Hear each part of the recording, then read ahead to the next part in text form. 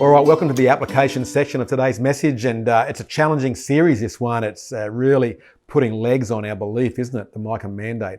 And we left this message today, talking about our really favourite scripture that we often use of Jeremiah 29:11. I'll just go back over that quickly now. It says, "For I know the plans I have for you, declares the Lord, plans to prosper you and not to harm you, plans to give you a hope and a future.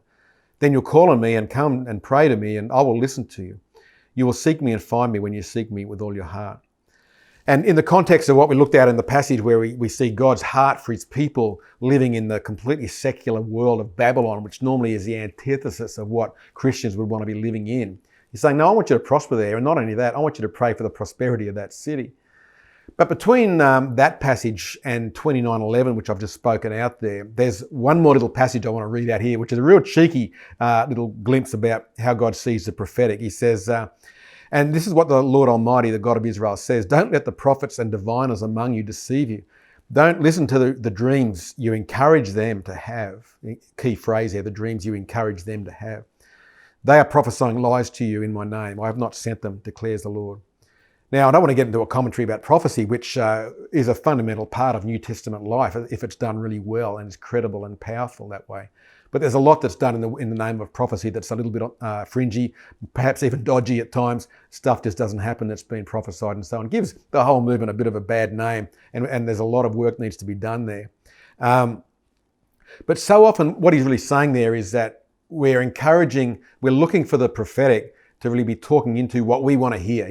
He really says there, don't listen to the dreams you encourage them to have.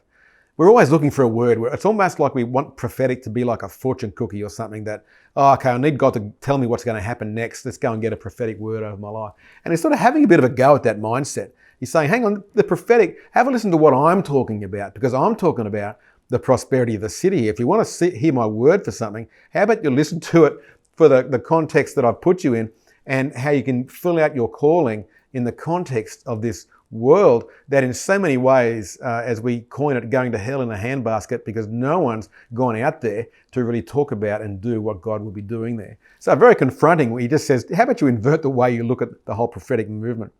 And so if we want to look at God's true heart, we need to look at it in the context that he's put us within. A real world that needs God. It's not just about us. It's not about my calling. It's not about a holy huddle. God's heart is for the world. He came and gave his life up for that world. And so in many ways, we need to be doing that too, with his help, with his power. So the application questions are quite simple. What are the pain points that you see in this city that God's put you within? What are the points where you can see there's social pain here? There's dysfunction in the way things are happening. There's addictions and there's pain and problems going on. What are the ones that you see? You may not be able to address or identify or solve all of them, but just put them all out there. What are the things that you see? Talk about them in your group and just write them down, and then just see if God begins to highlight them. And then secondly, the second question is, have you noticed God equipping you in your life, either through heartfelt compassion, through skills, networks, resources? How's God equipped you to play your part in addressing that pain? Jesus addressed it by coming and living amongst us. He became one of us. This God who had perfection and peace and shalom came and embedded himself in the pain of his people. So how has God prepared you to do that? And even though we're being called to die to self in doing that, that dying to self is not a contradiction to God offering us abundant life. We don't so die to self that we die in the process. We manage how we do that. So how's God giving you the resources in your life through his Spirit to do something about that? A lot to talk through there on your own and with your friends and your family. So enjoy that, apply that. Don't let it rest. Don't skip over it. Have a good, hard conversation about that and really assess, where has God called me to be? Who does he call me to become? Bless you now, and we'll see you again soon.